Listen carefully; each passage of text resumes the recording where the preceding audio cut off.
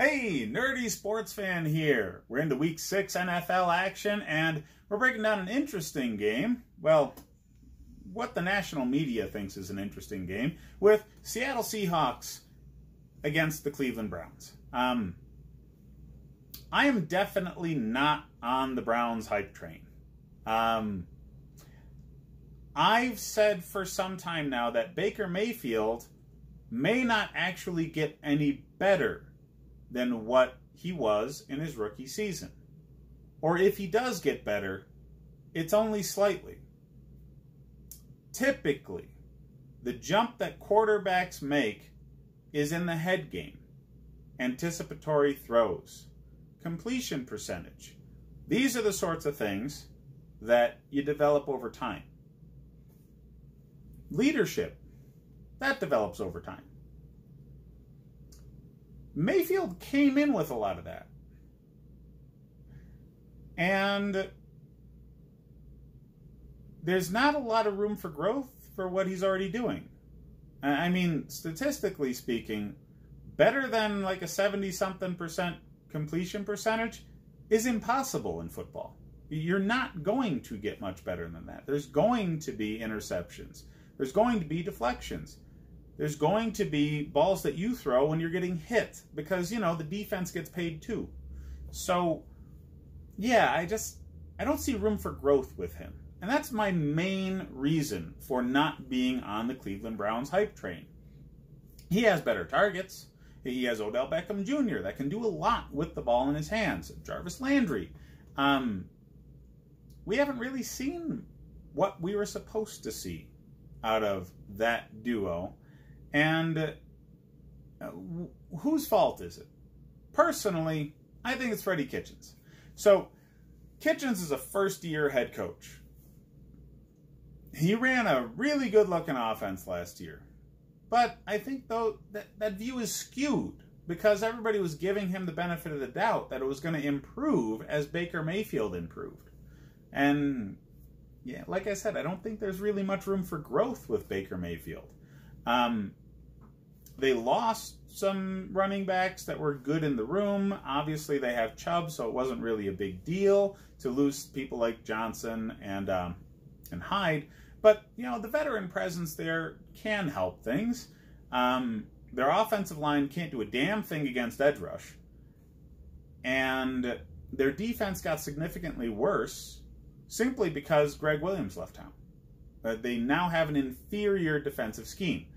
Wilks, does anybody remember how the Cardinals' defense looked last year when Wilks was the coach? I get he was a defensive coordinator when he got the job as Arizona's head coach, and he ran a good defense, supposedly. How much of that was talent on the staff? How much of that was the offense giving his defense more of a break by staying on the field longer? This offense isn't geared for that. You know, they don't grind it out. They have big names to make big plays. It's quick hit, and they do not grind out long drives. So this defense is going to stay on the field all damn game, and they don't really have the staff for that. They have Myles Garrett. They've got good defensive frontline players. They've got, you know, good names in the back end. You got Denzel Ward and you got Greedy Williams back there. But big name builds are not, how should I put this, tough it out kind of teams. The teams, especially on defense, that you look for to be very good all game long, regardless of how long they're on the field, are the ones that have depth. They don't have the big name. They have a bunch of guys who are almost as good as the big name. And they rotate in. I mean, the Patriots are a prime example of this. How many people can name defensive line and linebacking players for the Patriots? Not many outside of the industry, outside of people who call these games and Patriots fans.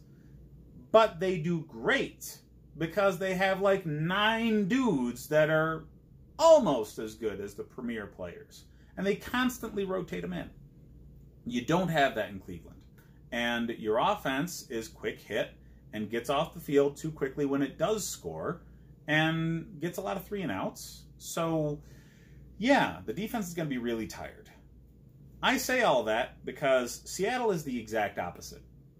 Seattle has a game-managing quarterback that knows how to stay on the field and grind it out. They have a couple of running backs, and they have defensive front personnel that can rotate in. Not to mention, they have supreme talent on that edge. I get they lost Frank Clark, but they brought in Jadeveon Clowney. Eventually, that guy's going to look like the player he was at times in Houston. I understand nobody gets a lot of West Coast games, so you're not seeing his development in the defense, but trust me, it's there. He will have a game where he goes off for like 5 sacks, and this is likely going to be it. Edge rushing talent dominates the Browns' offensive line. We saw that last week with what the 49ers did. Now, Seattle, I don't think they're as good as the 49ers, but I do think they're more experienced at being there in tight games against good teams because Pete Carroll and Russell Wilson have combined for deep playoff runs, Super Bowl victories. So, yeah, they're going to give Cleveland every bit of the problem that the Niners did. And Cleveland needs to come up with some answers. I don't think they can come up with answers in a short week. They played Monday. That's one less day of prep time for a defensive coordinator that's relatively inept. So, and an offensive coordinator who's pretty much their head coach, who I think it looks more like a deer in the headlights right now. I just don't see it. Okay? It's not the talent necessarily. It's how the coaching staff is utilizing the talent that I think is going to fail them for the Browns all season long. I think they're a 500 team at best, and Seattle is some of the top class of the NFC. So they're going to dominate this game. I don't understand why the line is only 1.5 favoring Seattle. I don't get it. I would bet that all day. I'm not actually a gambling man, but if I'm going to bet money on any game this week, this is it, because it just makes sense. All of Seattle's strengths line up with all of Cleveland's weaknesses, and Seattle has answers for all of Cleveland's strengths. So this is open and shut for me. Hit me up in the... Oh, wait, no, I'm sorry. Fantasy football. You need to start Russell Wilson. Cleveland's D is reeling. And Chris Carson and Rashad Penny are both going to be great options. Chris Carson is a #1 running back. He's actually my second best running back play this week. And Rashad Penny is a solid flex option this week. I would think that Lockett would get a little less attention, but he is still the primary target, and Russell Wilson is damn good. So he's going to get Lockett the ball at least a few times, and he's probably going to be an end zone target at least a few times. So expect Lockett to do his thing, get you 12 to 15 points, but Chris Carson and Penny are going to have better games this week than they will most weeks on the season. So you better make sure they're in your lineup. As far as the Browns go, OBJ might be the only person I'm even thinking about. Jarvis Landry could have gotten dinged up a little bit. He might get some targets. He might get a lot of play time. I don't really know. Njoku is supposed to come back. Maybe-ish, maybe not. But Njoku owners probably have given up on him anyway. And, yeah, Chubb is going to not do as well as he's done in the past few weeks. He's just not. He's going up against another really good defense.